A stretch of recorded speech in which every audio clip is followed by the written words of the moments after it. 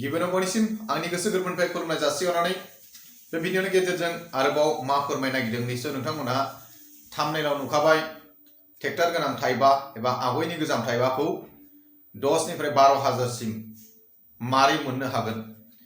नाथाय नोंथांमोनहा बे थाइबा थाबान्दि 10 निफ्राय 12 हाजार मोनगोन बे नङा। बे थाइबानि गेजेरावनो मा नांगौ एबा मानि थाखाय 10 निफ्राय 12 हाजार मोनगोन बेनि सोमोन्दै आं दिनै फोरमायगोन। नाथाय नोंथांमोना भिडिअखौ जुदि स्किप खालामनानै एबा बारनानै नायोबा मोनथिनाय नङा अबे थाइबाया बेसेन गोसा आरो अबे थाइबाया बेसेन गैयै।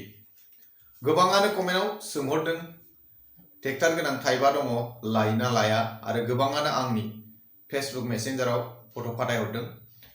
किसुमानखौ कमेन्ट होनाय जायाखै आरो किसुमानखौ आं फोरमायहरदों नेक्स्ट भिडिअ फोरमायगोन होननानै।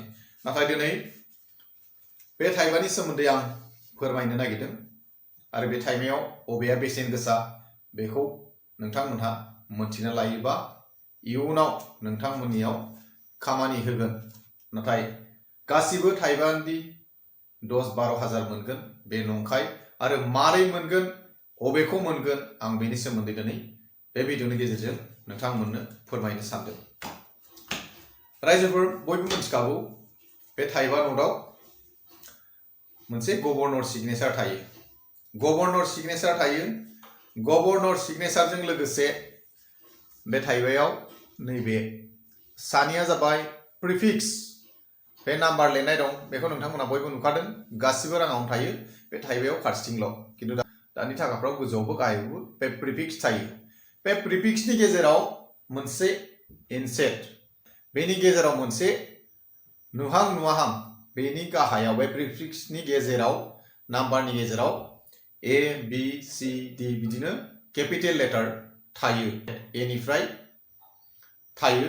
दा बाहाय मा नांगोन, बाहाय मा नांगोन, प्रिफिक्सजों लोगोसे इनसार्टआव मा नांगोन आरो गभर्नराव मा नांगोन बेखौ मोनथिनानै लानाया गाहाम। नङाबा नोंथाङा बे थाइबाजों मारै 10 निफ्राय 12 हाजार रां मोननो हागोन बेनि सोमोन्दै मोनथिनाय नङा। दा नंखायनो रायजोफोर आं खोन्थानोसै। मोनसेया जाबाय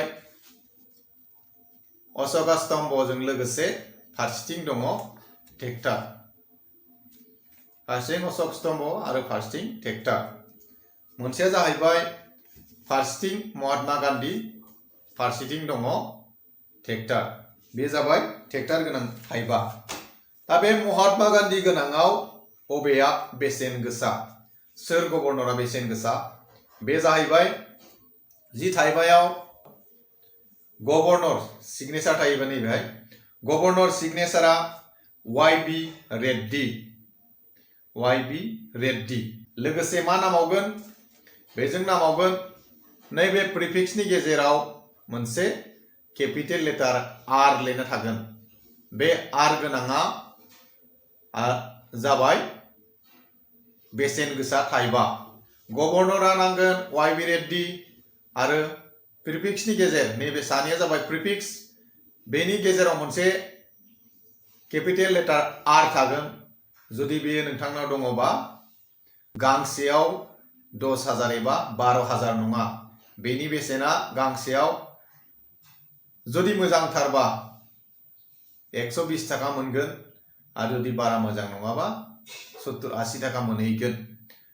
जुदि नोंथाङा बे थाइबा गांसेखौ 120 थाखा हमबा, जुदि बान्डेल मोनसे दङ नोंथांनाव, बेजों मा जाहैगोन 12,000 जाहैगोन बान्डेल मोनसेयाव।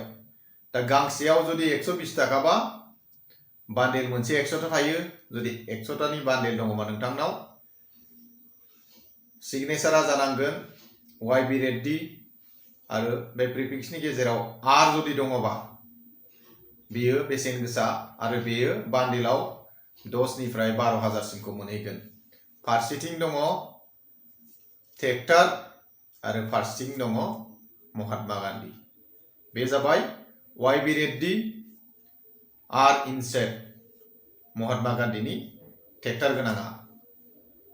लोगोसे गांसे दंबावोमोन नैबे गांसेया जाहैबाय अशोक स्तम्भ गोनां फारसेथिं ट्रेक्टर गोनां बेबो ट्रेक्टर गोनां आरो दा बेनि अबेया बेसेन गोसा बाहाय जानांगोन गभर्नर सिगनेचाराव थानांगोन अमिताभ घोष बेनि गभर्नर सिगनेचार जानांगोन अमिताभ घोष आरो बाहाय प्रिफिक्सनि गेजेराव इनसार्टआ थागोन डी जेब्ला बे मोननैया मिलायगोन गभर्नरजों लोगोसे इनसार्ट डी गभर्नर जागोन अमिताभ घोष अब्ला बे थाइबानि बेसेना जाहैगोन 100 निफ्राय 150 सिम अब्ला नोंथांमोना सानना लादो 150 बा जानांगोन गोदान बान्डेल आरो गांसेयाव 100 निफ्राय 150 सिम थांगोन बान्डेलाव होनबा बेसेबां मोनहैगोन 12,000 नङा 15,000 मोनहैगोन जुदि 100तानि बे थाइबा अमिताभ घोष आरो डी इनसार्ट जुदि नोंथांमोनाव दङबा बे जाबाय अशोक स्तम्भ गोनां थाइबा रायजोफोरा आं दिनै नोंथांमोननो महात्मा गान्धी गोनां थाइबा लोगोसे अशोक स्तम्भ गोनां थाइबा बे मोननै गोजाम थाइबानि गेजेराव बबेया बेसेन गोसा बेनि सोमोन्दै फोरमायबाय जुदि गांसे गांनैबा 100-200 मोनगोन गांनैबा 200 मोनगोन गांसेबा 100 मोनगोन नाथाय जुदि बान्डेल दङबा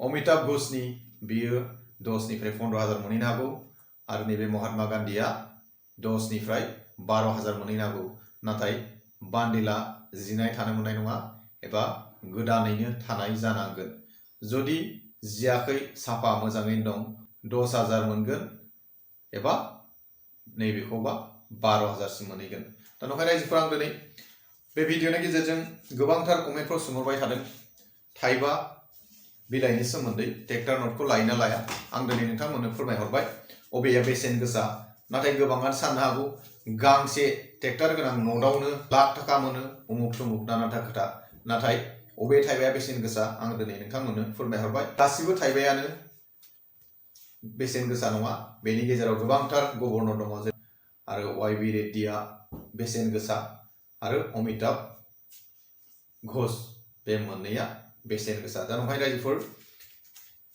नोंथांमोना दिनै थाइबानि बेसेन गोसाखौ मोनथिनो मोनबाय आरो जुदि दङबा नोंथां कमेन्टआव फोरमायहरनांगोन नाथाय गांसे गांनैयाव 100 बा गांनैबा 200 बेसेल' मोनहैगोन जुदि बान्डेल दंबाय बायोबा नोंथांमोननि थाखाय मोजां खौरां आरो बेखिनिखौ बुंनानै आं दिनै भिडिअखौ दोनथ'नाय जाबाय गोजोन्थों।